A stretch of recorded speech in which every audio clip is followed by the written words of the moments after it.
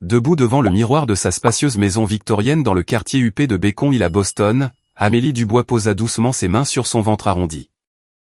Son corps de femme enceinte de 9 mois était rempli à la fois de la joie et du poids de nourrir une nouvelle vie. La douce lumière du soleil de printemps qui filtrait par la fenêtre illuminait sa peau, rendant son sourire serein aussi beau qu'un tableau. « Mon petit ange, nous nous rencontrerons bientôt », murmura doucement Amélie. Sur le lit se trouvait une lettre ouverte de son mari, Jacques. Associé principal dans un cabinet d'avocats, Jacques était à l'étranger pour un voyage d'affaires avec un client important. Il envoyait des messages presque quotidiennement, exprimant son amour pour sa femme et leur bébé à naître. La sonnerie de son téléphone brisa le silence. L'écran affichait le mot « Maman ». Amélie hésita un instant avant de répondre. « Amélie, c'est le dernier essayage pour la robe de mariée de Vanessa. Tu peux venir à 14 h aujourd'hui, n'est-ce pas ?» La voix de Marthe Leclerc était autoritaire comme d'habitude. Cela ressemblait à une question, mais n'en était pas vraiment une.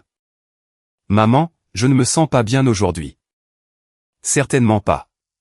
Tu ne refuserais pas d'aider juste à cause de ta grossesse alors que le jour spécial de ta sœur approche, n'est-ce pas ?» La voix de Marthe était lourde de reproches. Amélie prit une profonde inspiration. « Bien sûr, maman. Je serai là. » Marthe raccrocha, l'air satisfaite. Amélie s'assit sur une chaise, l'air fatigué. Il ne restait qu'une semaine avant le mariage de sa sœur Vanessa avec le célèbre chirurgien cardiaque, Thomas Laurent.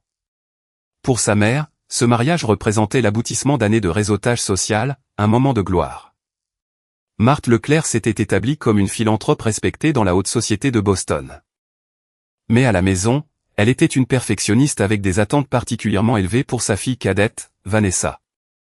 Belle et intelligente, Vanessa avait grandi en répondant aux attentes de sa mère, diplômée d'une grande université et réussissant dans les affaires.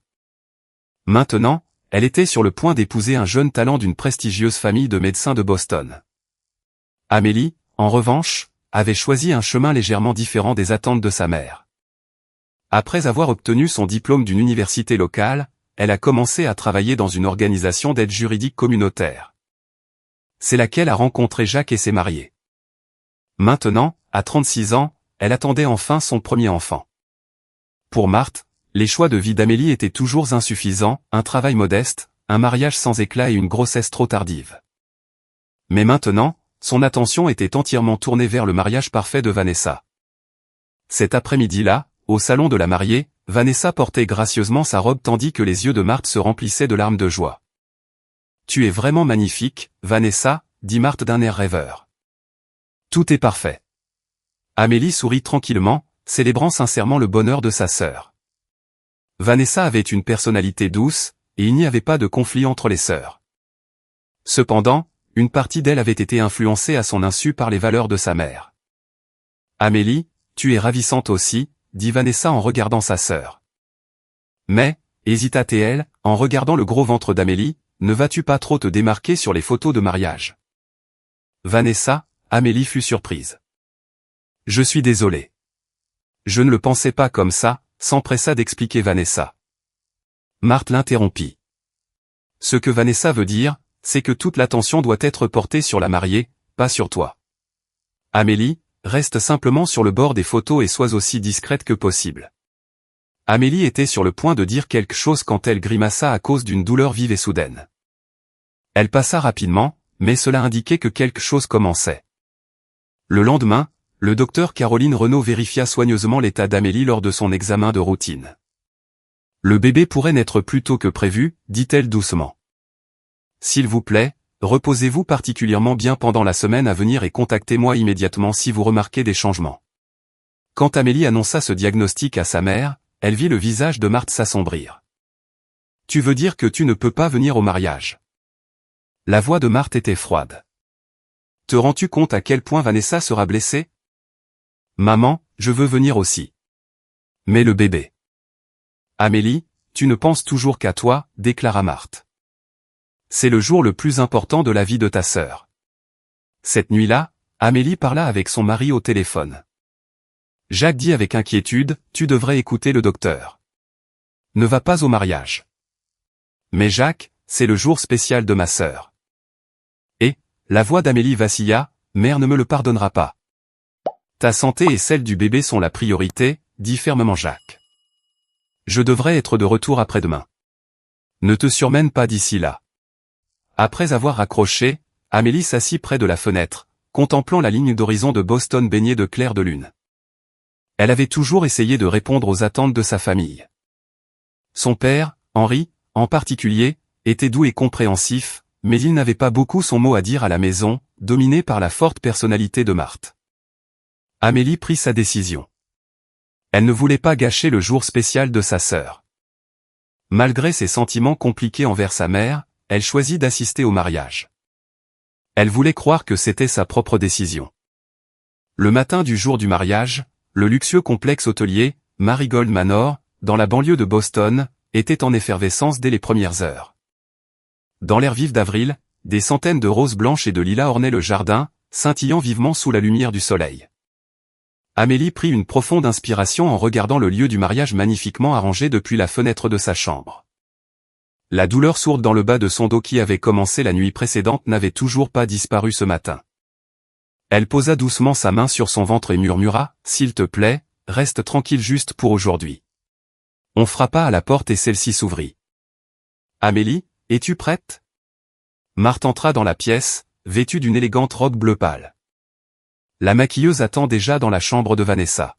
« Viens vite. »« Bonjour, maman. » Amélie sourit et dit, « Pourrais-je me reposer un peu ? Je me sens un peu mal depuis hier soir. » Marthe interrompit sa fille. « Amélie, aujourd'hui est le jour de Vanessa.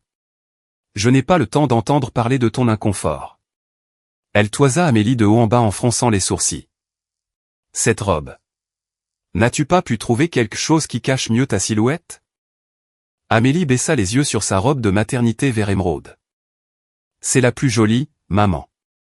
Et elle est confortable pour bouger. » « Bien, dit Marthe d'un air résigné. Viens simplement dans la chambre de Vanessa d'ici 15 minutes. Et souviens-toi de rester discrète pendant la cérémonie.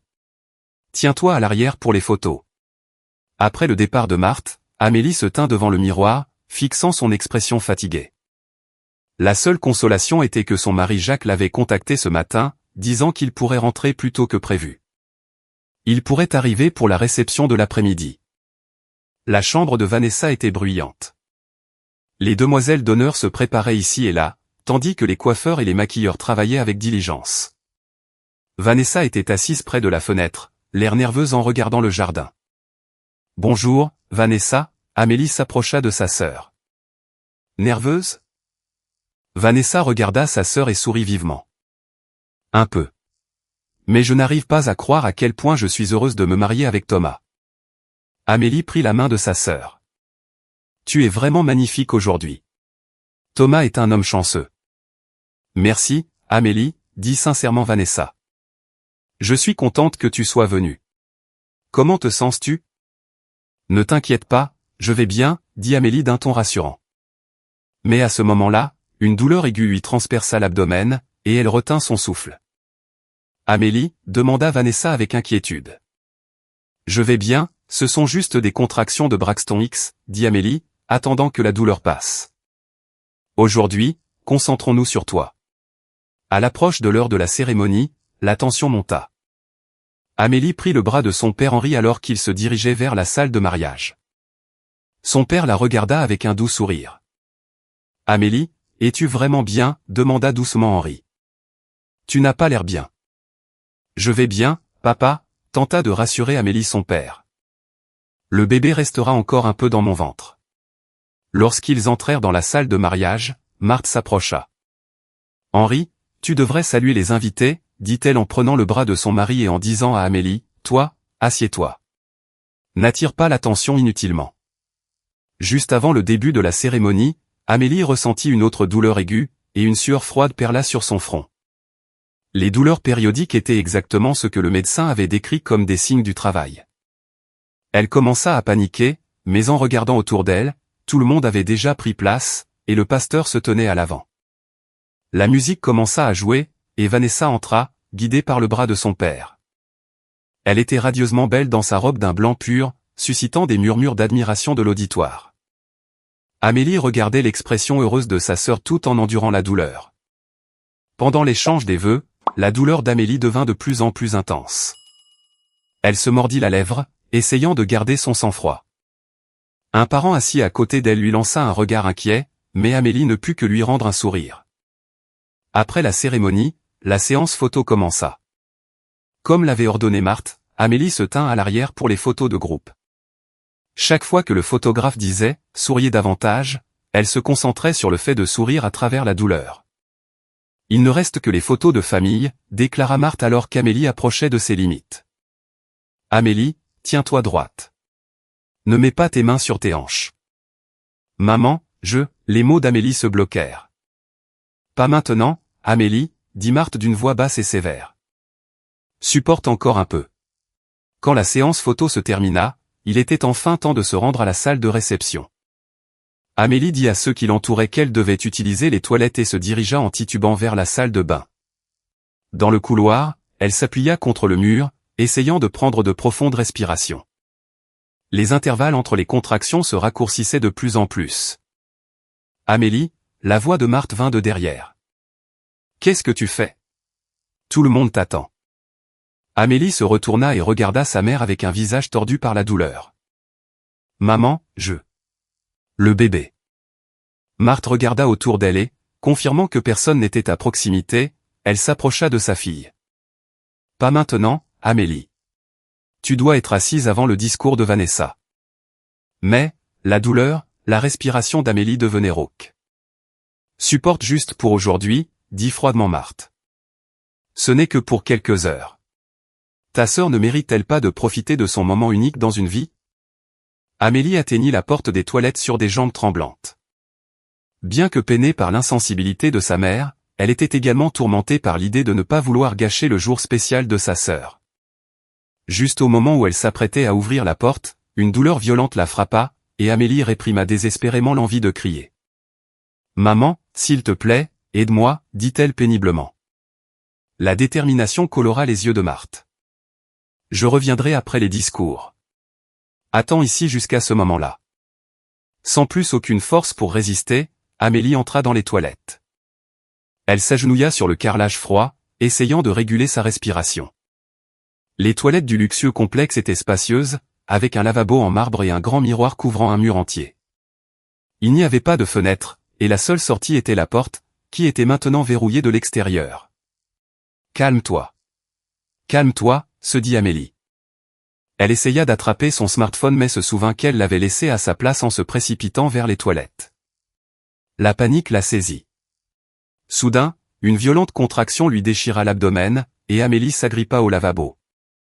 Son visage dans le miroir était pâle, avec des cheveux trempés de sueur collés à son front. Sa robe vert émeraude était déjà humide de sueur. « À l'aide, quelqu'un !» Elle força sa voix, mais personne ne pouvait l'entendre à travers la porte épaisse et le bruit de la salle de réception. Amélie pressa ses mains tremblantes contre son abdomen. Les mouvements du bébé étaient devenus inhabituellement intenses. « Pas encore, bébé. Pas maintenant, » murmura-t-elle. Mais son corps avait déjà commencé à se préparer à l'accouchement. Dans un bref répit entre les contractions, Amélie essaya de ramper vers la porte. « Maman. Maman, s'il te plaît » cria-t-elle. « Ouvre la porte. Je dois aller à l'hôpital. » Mais il n'y eut aucune réponse. Dans l'esprit d'Amélie, l'expression froide de sa mère, Marthe, apparaissait et disparaissait à plusieurs reprises. « Supporte. Aujourd'hui est le grand jour de ta sœur. » Ces mots sonnaient si cruels. Une autre contraction la frappa. Celle-ci était encore plus forte et dura plus longtemps que la précédente. Amélie s'effondra sur le carrelage, ramenant ses genoux contre sa poitrine et se recroquevillant.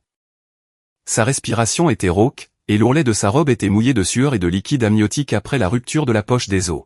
« Jacques » appelait-elle le nom de son mari. À présent, il était probablement en route de l'aéroport vers le lieu de la réception. S'il savait qu'elle était dans cette situation.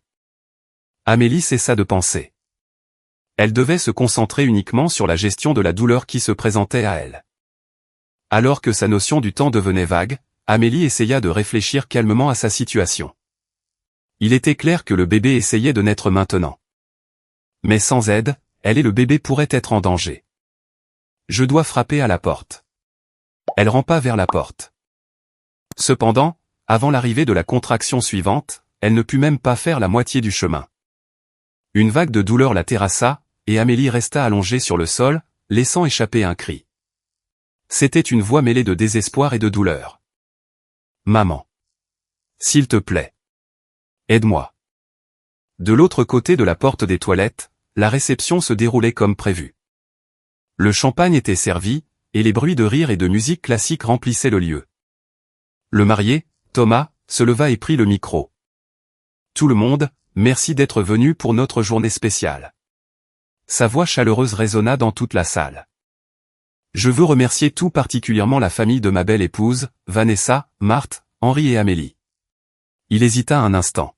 « Où est Amélie ?» Un petit murmure se propagea dans la salle.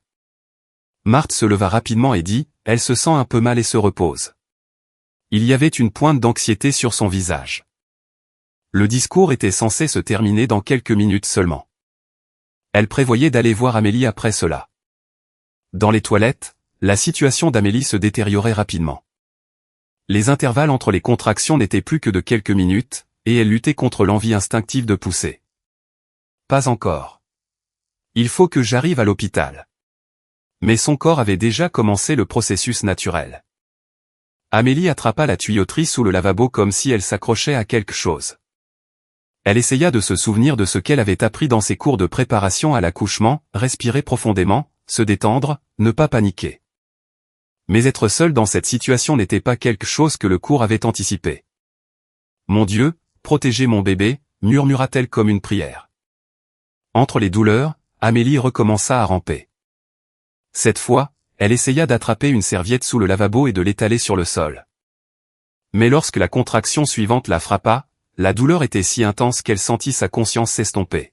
« Jacques », murmura-t-elle faiblement. Et puis, l'instant d'après, l'envie de pousser devint irrésistiblement forte. La conscience d'Amélie se mit à dériver entre la réalité et les rêves. Elle entrevit son enfance, les jours passés à s'efforcer d'être approuvée par sa mère, la petite jalousie qu'elle ressentait en célébrant le succès de sa sœur, l'excitation de sa première rencontre avec Jacques à l'université, et la joie d'apprendre qu'elle était enceinte. Bébé, elle était maintenant allongée sur le sol, essayant de pousser selon ses instincts. « Viens. Maman est là. » De l'autre côté de la porte des toilettes, dans la salle de réception, Vanessa regardait autour d'elle avec anxiété. « Maman, Amélie n'est pas revenue depuis longtemps, » dit-elle doucement à Marthe. « Je suis inquiète. » Marthe tapota légèrement l'épaule de sa fille. « Elle va bien. Elle se repose juste. Maintenant, préparons-nous pour la découpe du gâteau. » Mais l'anxiété de Vanessa ne disparut pas. Elle s'approcha de Thomas, qui était devenu son mari, et dit, « Je suis inquiète pour Amélie. » Thomas hocha la tête et dit, « Allons la chercher. » À ce moment-là, il y eut une agitation à l'entrée de la salle. Jacques Dubois était arrivé en courant. Il regarda autour de lui, cherchant sa femme. « Où est Amélie ?» demanda-t-il à Marthe. « Jacques, bienvenue », Marthe afficha un faux sourire. « Amélie se repose juste un peu. Elle sera bientôt de retour. » L'expression de Jacques s'assombrit. « Où se repose-t-elle ?»« Dans les toilettes », répondit rapidement Vanessa. « Mais elle n'est pas revenue depuis plus de 30 minutes. » Jacques se précipita vers les toilettes. Marthe, Vanessa et Thomas le suivirent. En courant dans le couloir, Jacques eut un pressentiment sinistre. Il savait que sa femme ne se sentait pas bien. Devant la porte des toilettes, Jacques s'arrêta et frappa. « Amélie ? Tu es là-dedans. » Il n'y eut pas de réponse. « Amélie. » Il frappa plus fort à la porte. Marthe arriva, l'air tendu en faisant face à Jacques. « Elle est juste fatiguée. Ouvrez la porte, s'il vous plaît. » La voix de Jacques était sévère. « Elle est verrouillée, » dit doucement Marthe. Elle l'a verrouillée de l'intérieur.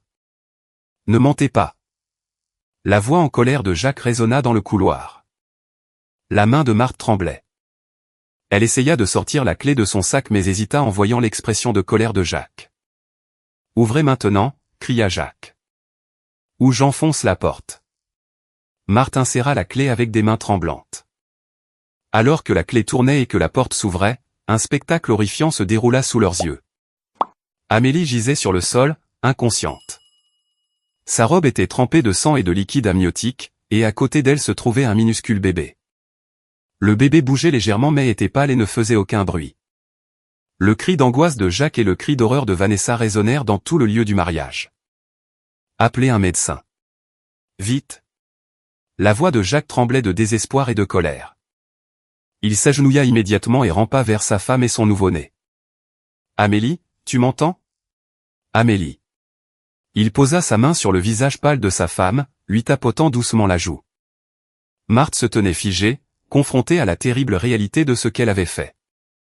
Après avoir crié, Vanessa se précipita immédiatement aux côtés de sa sœur. « Quelqu'un! Aidez-nous » cria Vanessa. En entendant ce cri, Thomas comprit la situation. « Mon oncle est ici.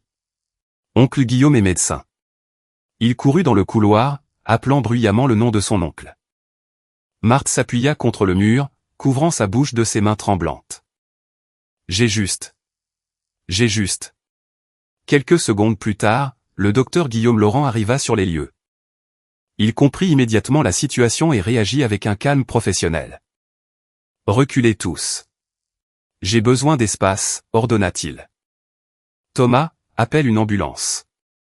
Jacques, occupe-toi de l'enfant. » Le docteur Guillaume vérifia le pouls d'Amélie et lui tapota légèrement le visage. « Amélie? Vous m'entendez ?» Amélie ouvrit légèrement les yeux, regardant le docteur Guillaume avec des yeux vides. « Bébé » sa voix était faible. « Le bébé est vivant » dit calmement le docteur Guillaume. Il examina rapidement le bébé. La respiration est faible mais stable. Nous devons les emmener tous les deux à l'hôpital immédiatement. Jacques prit le bébé et le serra contre sa poitrine. « Mon fils. » Des larmes brillaient dans ses yeux. « Apportez des serviettes propres, s'il vous plaît, » ordonna le docteur Guillaume à Vanessa. Elle apporta immédiatement des serviettes de bain de l'hôtel. Le docteur Guillaume enveloppa rapidement le bébé, s'assurant que sa température corporelle était maintenue. L'ambulance arrivera dans 10 minutes, revint Thomas pour annoncer. Le personnel de l'hôtel et les invités du mariage commencèrent à se rassembler dans le couloir. Thomas garda son sang-froid, disant « Tout le monde, veuillez retourner à vos places. Le personnel médical s'en occupe. » Le docteur Guillaume continua de surveiller attentivement l'état d'Amélie. Il y a beaucoup de saignements, mais ce n'est pas fatal. C'est une femme forte. Marthe s'approcha de Vanessa sur des jambes tremblantes. Vanessa, Mais Vanessa s'éloigna de sa mère. Maman, pourquoi? Sa voix était remplie de colère et de tristesse. As-tu enfermé Amélie dans les toilettes? Je ne pensais pas qu'elle allait vraiment accoucher, dit Marthe d'une voix tremblante. Je voulais juste m'assurer que la cérémonie ne soit pas gâchée. Le visage de Vanessa se tordit de colère. Mon mariage? Tu dis que c'est plus important que la vie de ma sœur et du bébé? Jacques fixa Marthe, une colère froide dans les yeux. Vous avez failli tuer ma femme et mon enfant. Sa voix était basse et dangereusement calme. C'est un acte criminel. Criminel? Marthe recula. Vous l'avez délibérément mise dans une situation dangereuse, offrit le docteur Guillaume son avis professionnel. Enfermer seule une mère qui accouche pour la première fois. Vous n'échapperez pas à la responsabilité légale. Les ambulanciers arrivèrent et placèrent rapidement Amélie sur une civière. Le bébé fut placé dans un appareil de réchauffement spécial avec une alimentation en oxygène. Vous pouvez accompagner votre femme et votre bébé, dit l'ambulancier à Jacques. Jacques hésita un instant avant de se tourner vers Vanessa et de dire « Appelez la police ». Bien sûr, acquiesça Vanessa. Sa tenue de mariage avait maintenant perdu tout son sens. Nous viendrons à l'hôpital tout de suite. Marthe regarda Henri avec une expression désespérée. Il avait été obéissant à sa femme pendant longtemps, mais les événements d'aujourd'hui semblaient avoir changé quelque chose en lui. Marthe, qu'as-tu fait?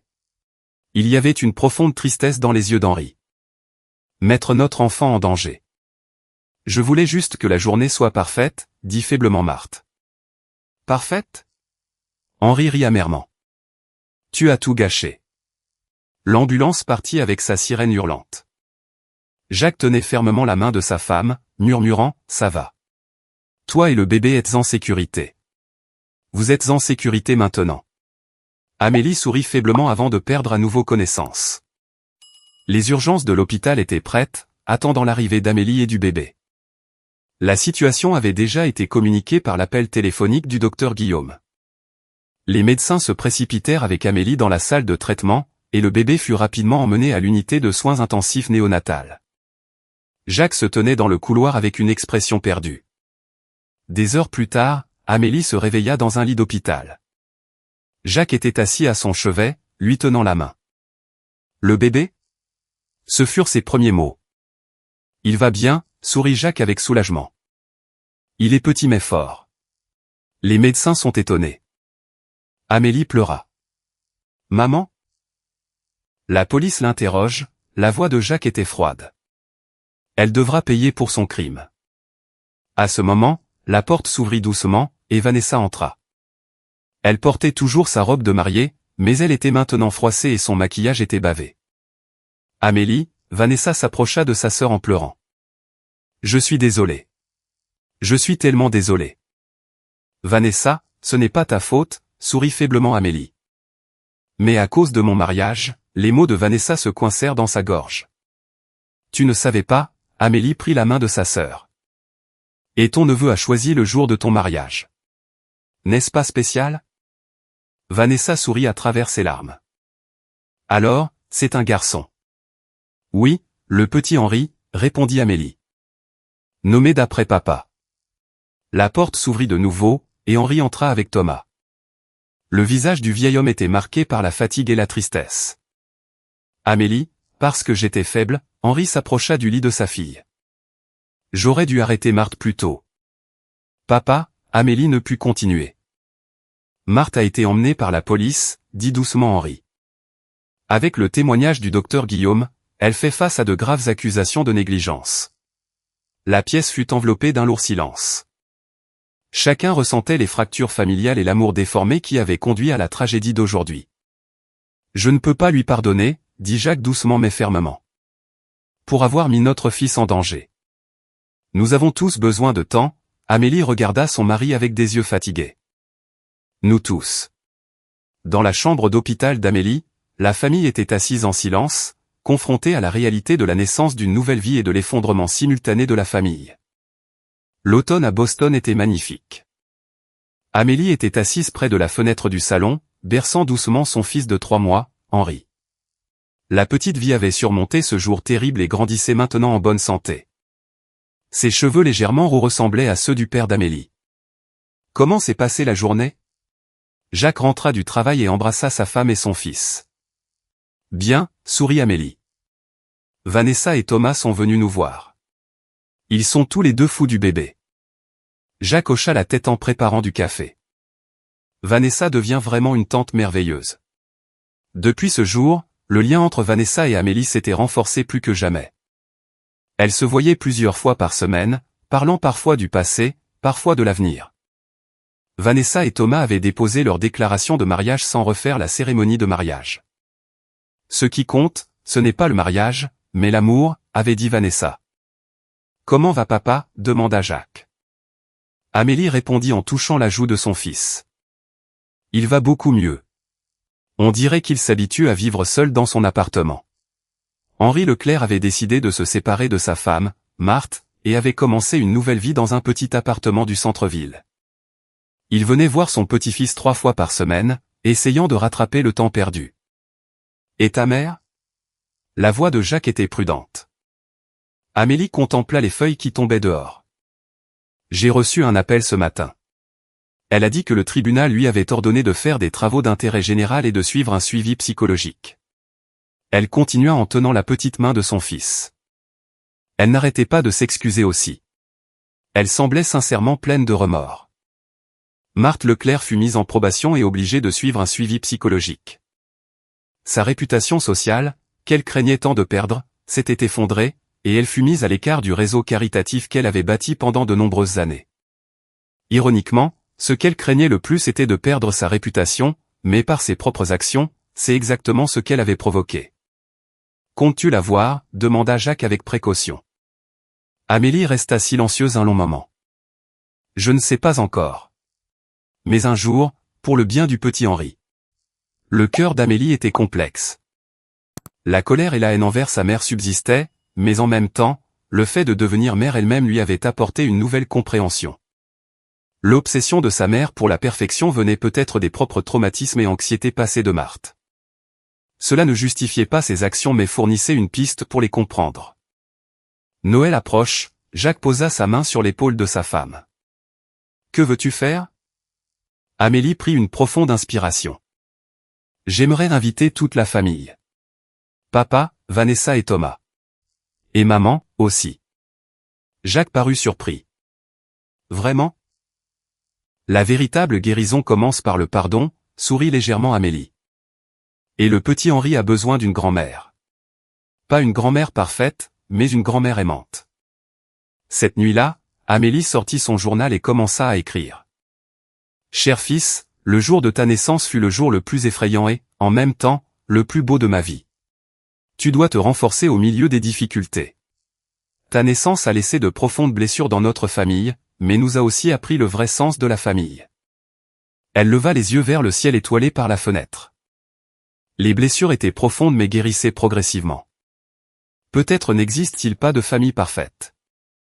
Il n'y a que des gens qui ont le courage d'affronter la vérité par l'amour et le pardon. Le petit Henri sourit faiblement dans son sommeil. L'avenir était incertain, mais Amélie avait une certitude. Elle ferait tout pour protéger cette petite vie. C'était l'amour d'une mère. Même si elle-même était blessée, cet amour ne disparaîtrait jamais. Amélie embrassa doucement son fils. « Bonne nuit, mon ange. » Sa voix était douce. « Maman te protégera toujours. Je te le promets. »